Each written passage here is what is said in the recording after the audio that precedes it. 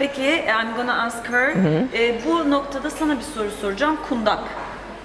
Şimdi bebeklerin en çok uyandığı sebeplerden biri de el ve ayak hareketlerinin çok fazla olması oluyor ve onu kundaklarsan el hareketlerimle de yapıyorum ki Kim West de biraz anlasın. I'm doing my body language for you.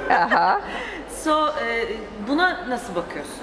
Yani kundak iyi bir şey mi? İlk doğumda itibaren eğer bebeğin uykuyla ilgili bir sıkıntısı varsa, mesela Kim West bütün bahsettiği konularda şunu söyledi, aslında çoğunlukla bebekler ilk doğduklarında uzun uzun uyurlar. Evet. Bir de uyumayan bebekler var. Kolik olabilirler, reflüsü olabilir, bebek reflüsü olabilir. Özellikle bunlarda kolik bebeklerde sıkışma hissini, anne karnındaki sıkışma hissini verdiği için kundak önerdiğimiz bir şey ilk doğumda. Bir de tabii bunlar çok kontrolsüz. Yani bunlar ilk başta elini de tanımadığından kontrolsüz bir şekilde uyandırabiliyor. Aynen. Ama sonrasında şu koordinasyonu yapabilmeye başladığı zaman daha çok yarım kundağa geçip ayaklarının bilinçsizce hareketi ve onu uyandırmasını engellemesi. O koordinasyonu ne zaman sağlamış oluyor yaklaşık? O koordinasyonu bebekten bebeğe çok değişiyor ama 3 ay civarında bunu böyle artık elini ağzına götürüyor, sürekli parmaklarını emiyor diye bir cümle duyduğunuz zaman o koordinasyon başlamış. Başlamış. O zaman elleri rahat bırakacağız. Elleri rahat bırakmak lazım ki o şey gelişsin. O koordinasyon gelişsin. And the support. Pacifiers. Talking about pacifiers and swaddling? Yeah. Okay. You understand us. That's beautiful. What do you think about it also? About swaddling? Yeah.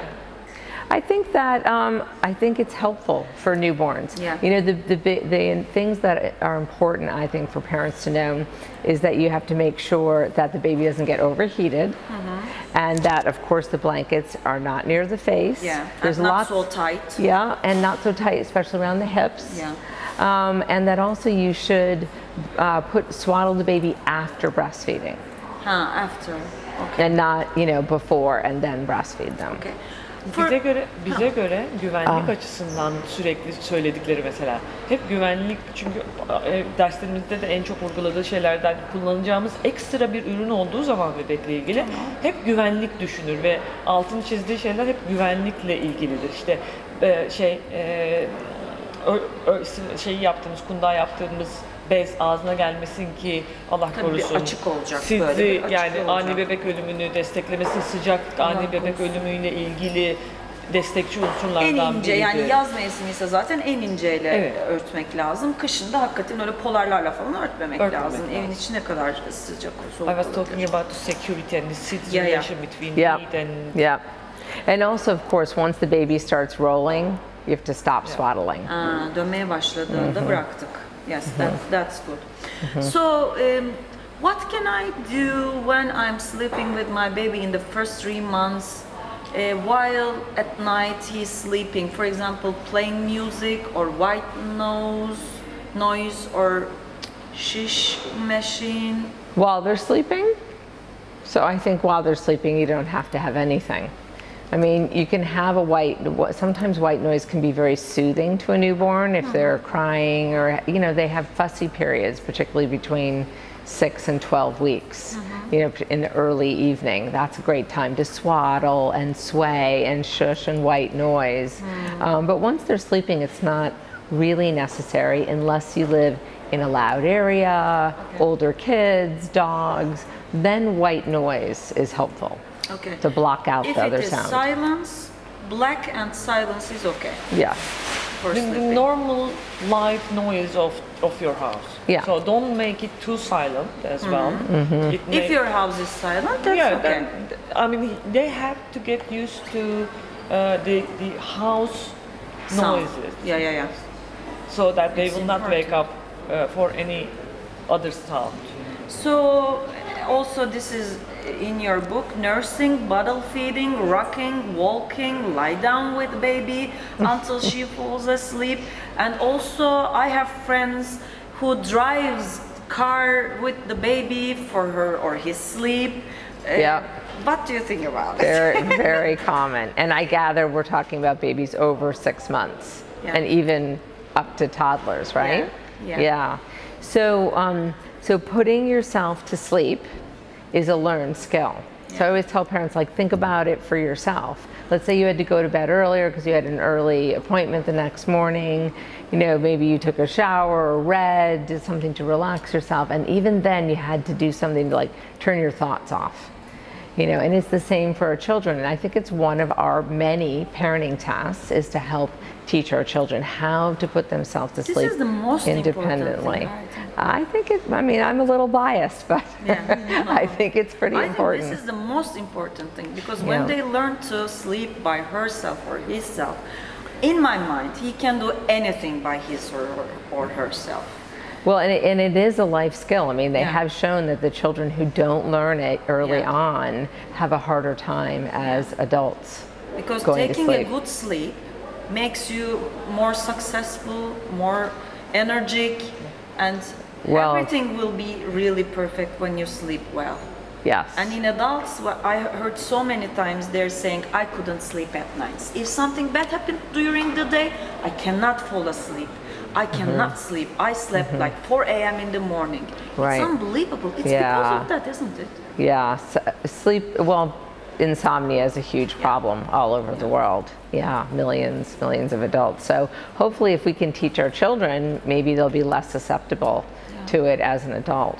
So if they don't learn the skill, so if we teach, let's say, our 2-year-old or our 1-year-old that the way to go to sleep is that mommy rocks you or holds you or feeds you to sleep, and then we put them in the bed and we sneak out usually, and then they have a natural arousal during the night, awakening, because we all cycle in and out of REM and non-REM.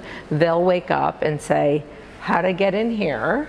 And I don't know how to put myself back to sleep, so you have to get in here and do rocking, walking, whatever the thing is, each single time. Yeah. Oh my God. Yeah, and so that's why I talk about that in the book, that we want to try to avoid that they're dependent on us doing something to them to get them to sleep and back to sleep. Yeah, it's important. Yeah. And consistency. Bunu söylemem benim için çok zor. Yavaş söylersem oluyor. Perfect. Consistency is the most important thing while you're teaching your baby to sleep by herself or himself. İstikrar, değil mi? Tutarlılık. En önemli şey tutarlılık. Çocuğunuza uyguladığınız metodu baştan itibaren aynı şekilde uyguluyor olmak. In every situation, even if you're in a summer camp or vacation, every way, everywhere. I mean, I don't want to sound too strict, but ideally, yes. Ideally, yes. I mean, I think, like, for instance, vacation. You know, if they sleep in the stroller for their naps, or, you know, when you're driving somewhere, okay.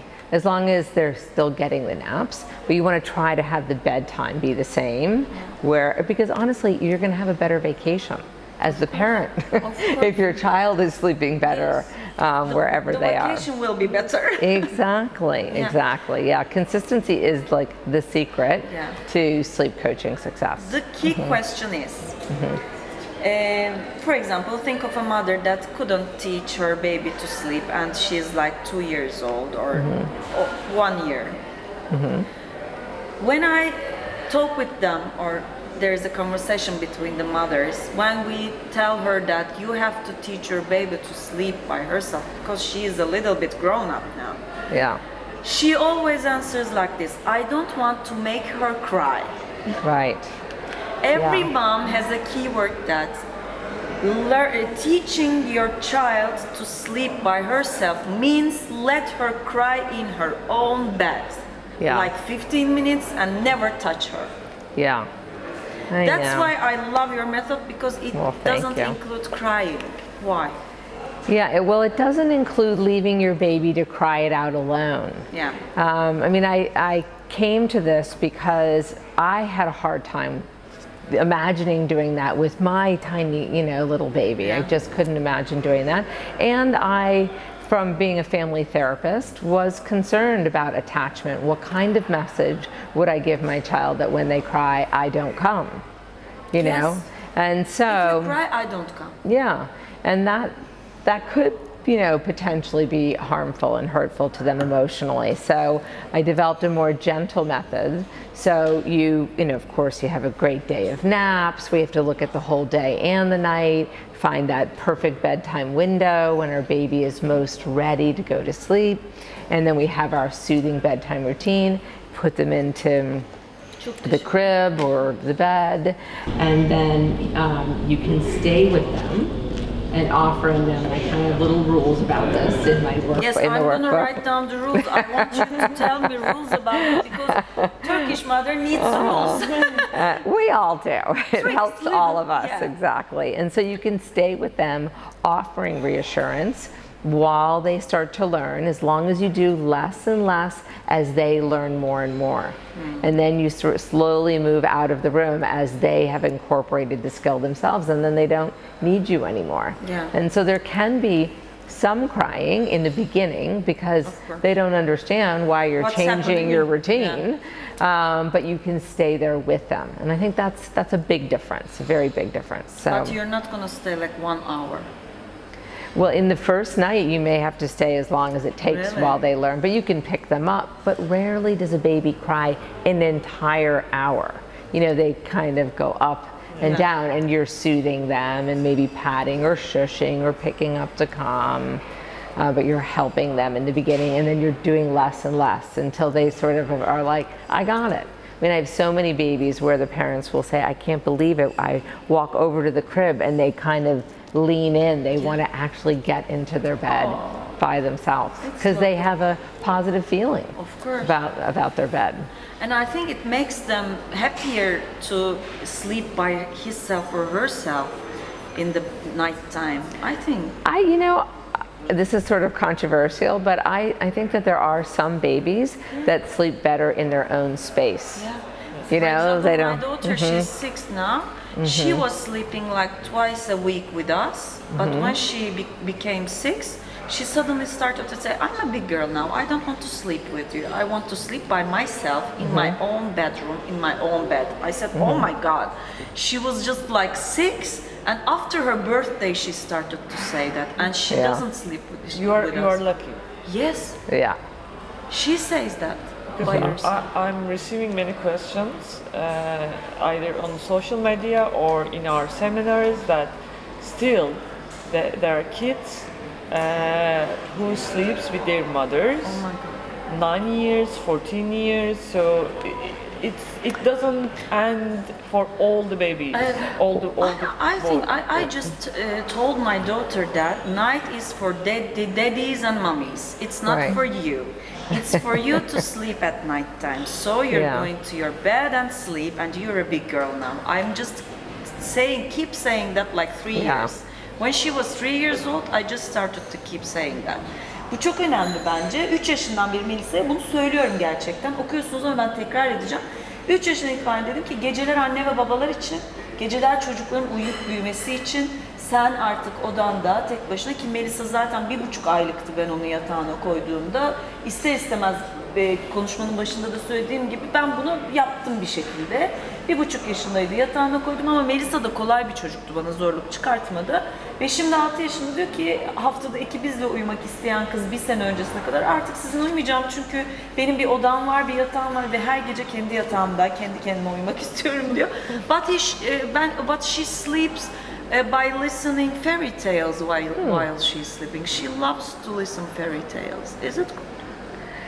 It would only be a problem if she can't go to, like, let's say you go on vacation and you forget. No, she can sleep as well. Then it's fine. For example, last night she said, I don't want to listen fairy tales, I just want to sleep. But she has a sleeping partner. She always chooses one toy to sleep with. Is it okay? Yes, definitely. Okay. Yeah. That's fine. I mean, you know, the key that you must have done that some of the other parents have not done that you were talking about is that at some point you probably put your child down to sleep awake, probably more than once, so that she learned the skill, so that she's not dependent on, oh, I have to lie down with mommy to go to sleep. and do that every night, so that she can sporadically say, "Oh, this is special. I'd like to sleep with you. Daddy's out of town," but that's very different. But when she feels upset, when she had a bad day, or she's a little bit sick, she just wants to sleep with us. But that's okay. That's absolutely. That's what I is agree. love for. Yes. Unless we are really consistent and do not let them keep coming to our bed. No, absolutely. Because this is the main or one of the top topics that I am working on with Turkish mothers. Yeah.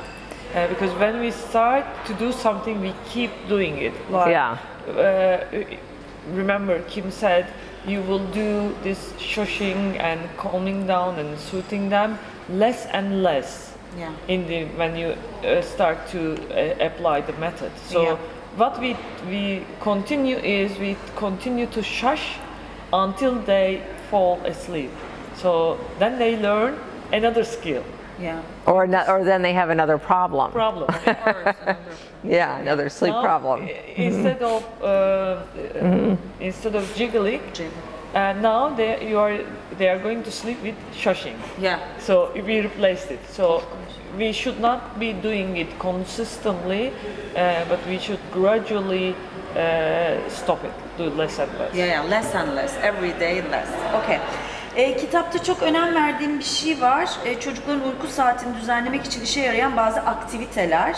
Ritüel diyebiliriz aslında bunlara. Akşam olduğunda o ritüele girdiğimizde aslında çocuk da kendini yavaş yavaş uyku saatim yaklaşıyor. Bundan sonra Melisa'da da o var çünkü. İşte yemekten sonra bir tane çizgi film hakkı var. Orada işte çayını içiyor. I'm talking about the ritual, isn't it? Bu arada gelen sesler tabii ki seminer hazırlıkları için, ne olur yanlış anlamayın. The rituals before sleeping time I have also.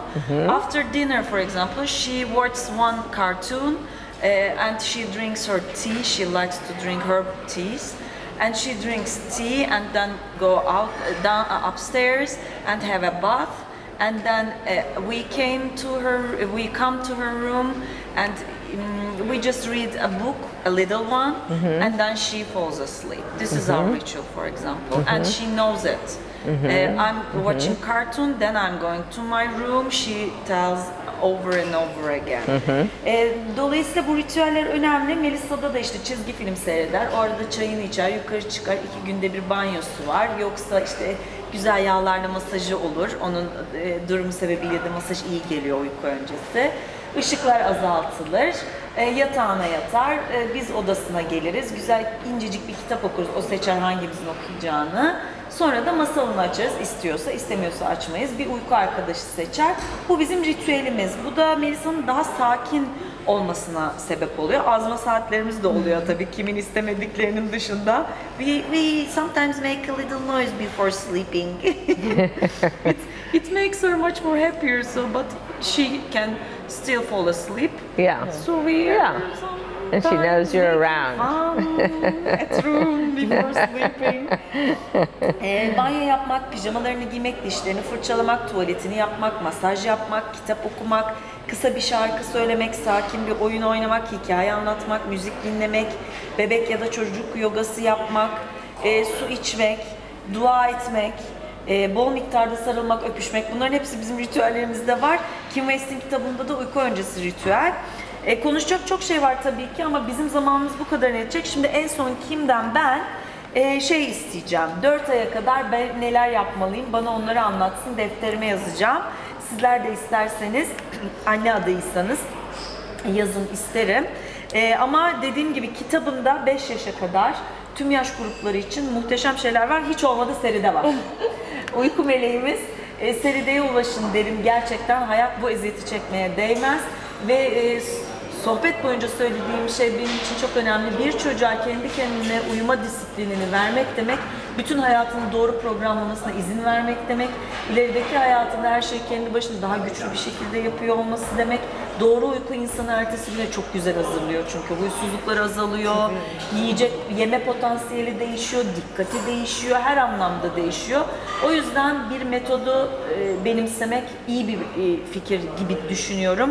Kim West'in metodunda biraz önce Kim West'le konuştuğumuz gibi ağlatma, tırnak içinde çok duyduğumuz ağlatmanın olmaması da anne yüreğimizi rahatlatan bir şey olduğunu düşünüyorum. Hazır senede de Türkiye'deyken bence bu metodu uygulayın.